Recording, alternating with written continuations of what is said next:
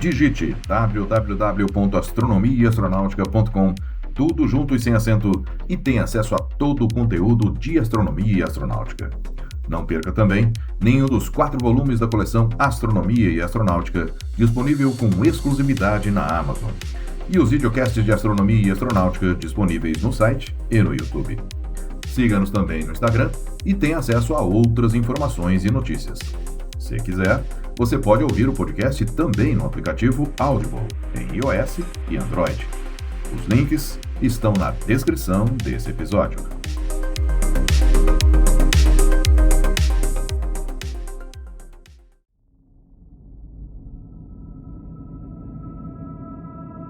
O Sol nasceu há cerca de 4,6 bilhões de anos e ainda está na metade de sua vida.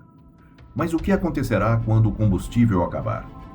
Neste episódio, vamos acompanhar o destino final da nossa estrela e descobrir que a morte do Sol será, ao mesmo tempo, uma das maiores catástrofes e uma das coisas mais belas do universo. Olá, eu sou Florisberto, apresentador do podcast Astronomia e Astronáutica, e vou levar você nessa viagem.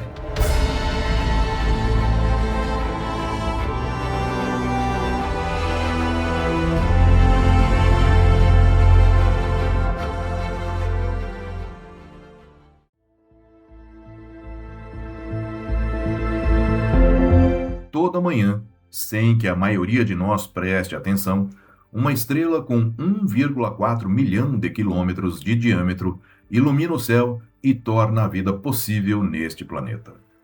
O Sol aquece os oceanos, move a atmosfera, alimenta as plantas e, em última análise, alimenta tudo que existe nesta biosfera.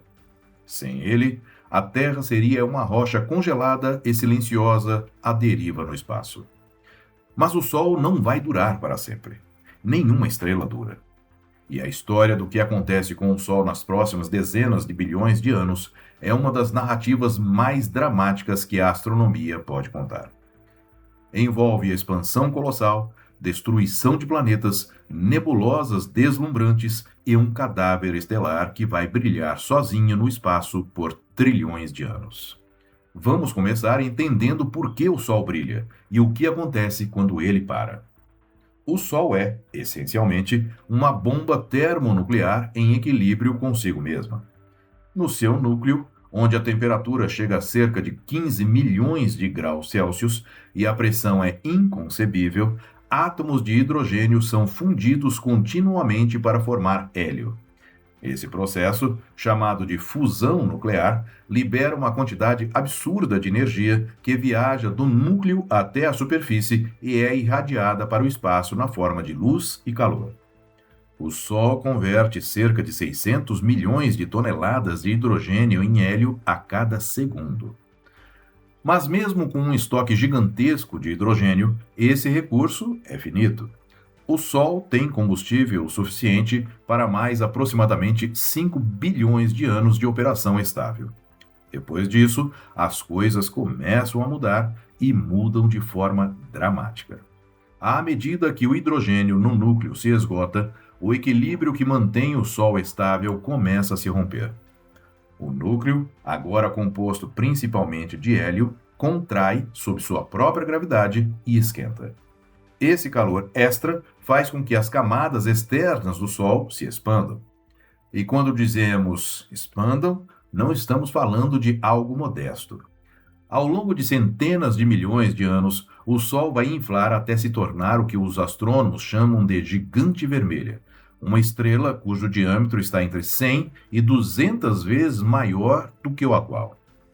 Uma gigante vermelha, onde hoje existe o nosso Sol, ocuparia um espaço que se estende para além da órbita de Vênus e, possivelmente, até a órbita da Terra.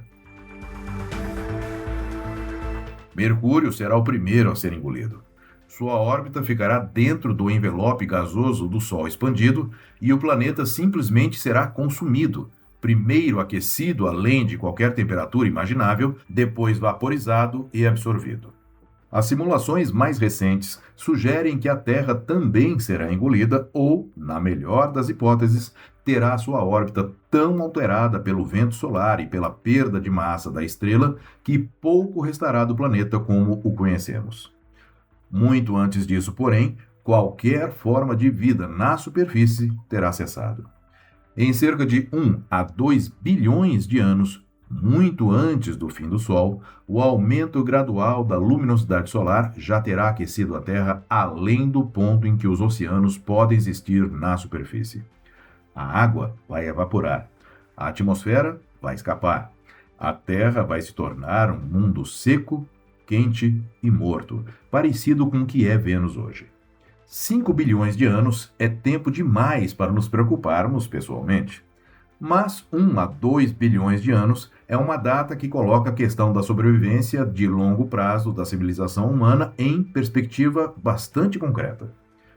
Durante a fase de gigante vermelha, o Sol não será uma estrela tranquila. Ela passará por períodos de instabilidade, pulsando, expandindo e contraindo numa espécie de respiração lenta e colossal, enquanto tenta encontrar novos equilíbrios termonucleares. Em determinado momento, a temperatura do núcleo atingirá cerca de 100 milhões de graus, o limiar necessário para a fusão do hélio. O hélio acumulado no núcleo começará a ser queimado num evento chamado flash de hélio, uma explosão termonuclear interna de intensidade brutal que, paradoxalmente, não será visível do exterior, pois a energia é absorvida pelas camadas externas da estrela. Depois do flash de hélio, o Sol passará por uma segunda fase de estabilidade relativa, queimando hélio no núcleo por dezenas de milhões de anos. Mas o combustível se esgota novamente, e desta vez o Sol não tem temperatura suficiente para iniciar a fusão de elementos mais pesados, como carbono. Estrelas muito mais massivas conseguem isso, o Sol não. E então começa o último ato, e é de tirar o fôlego. Quando o Sol não consegue mais sustentar as reações nucleares internas, as camadas externas, agora tênues, dilatadas e instáveis, são expelidas para o espaço de forma gradual, mas inexorável. Esse processo, que dura dezenas de milhares de anos, libera enormes conchas de gás e poeira que se expandem para o espaço em todas as direções.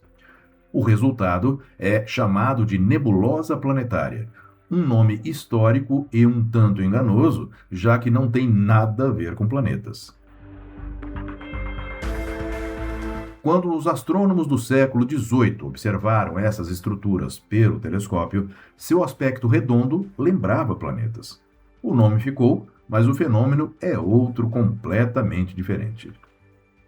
As nebulosas planetárias estão entre os objetos mais belos do universo.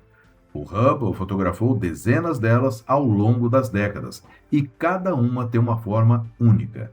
Hélices, ampulhetas, borboletas, anéis concêntricos de cor e luz.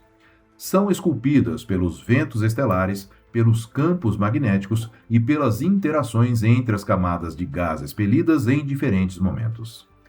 A nebulosa que o Sol criará será visível por dezenas de milhares de anos a partir de planetas distantes, um espetáculo de luz e cor que marcará o fim de uma estrela de 10 bilhões de anos. Depois disso, ela se dispersará pelo espaço interestelar, enriquecendo a galáxia com carbono, oxigênio e outros elementos que o Sol sintetizou ao longo de sua vida. O material do Sol morto se tornará parte das nuvens de gás que, um dia, darão origem a novas estrelas. E talvez novos planetas. E talvez uma nova vida. Quando a nebulosa se dispersar, o que sobrará no centro é o núcleo do Sol, uma esfera compacta de carbono e oxigênio do tamanho aproximado da Terra, mas com massa equivalente à metade da massa solar atual. Esse objeto é chamado de anã branca. Uma anã branca não produz energia por fusão nuclear, ela simplesmente esfria. Muito lentamente, ao longo de bilhões e bilhões de anos, irradia o calor residual acumulado durante toda a sua vida como estrela. Uma anã branca recém-formada pode atingir temperaturas de superfície de mais de 100 mil graus Celsius, muito mais quente do que o Sol atual. Mas, sem combustível novo, ela só pode esfriar. Em dezenas de bilhões de anos, ela se tornará uma anã amarela, depois uma anã laranja, depois uma anã vermelha, não pela fusão, mas pelo resfriamento gradual, como uma brasa que vai perdendo o brilho. No fim, em teoria, a anã branca esfriará até se tornar uma anã negra, um objeto frio, escuro e inerte, um fantasma de cristal de carbono flutuando silenciosamente no espaço. Mas há um detalhe fascinante. O universo ainda não tem idade suficiente para que nenhuma anã negra exista. O cosmos tem 13,8 bilhões de anos, e o tempo necessário para uma anã branca esfriar completamente é muito maior do que isso. Isso significa que todas as anãs brancas que existem hoje ainda brilham, ainda carregam o calor de vidas que terminaram há bilhões de anos. Existe uma dimensão filosófica nessa história que vale a pena contemplar. O carbono que compõe nossos corpos foi forjado no interior de estrelas que morreram antes de o Sol nascer. Somos literalmente poeira de estrelas, como Carl Sagan dizia com precisão poética.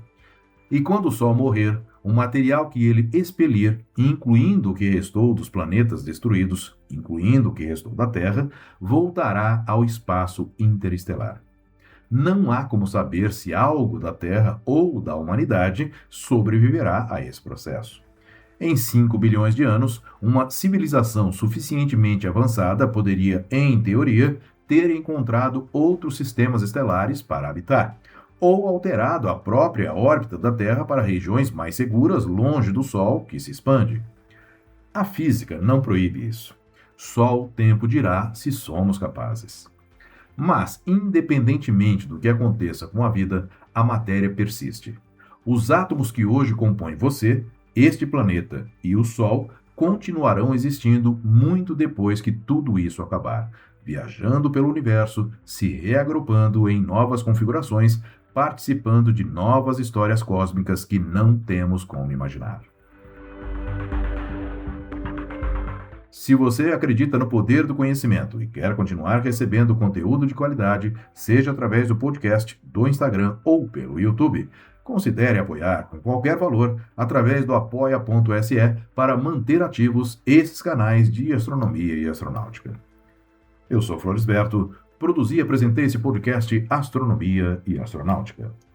Até a próxima viagem.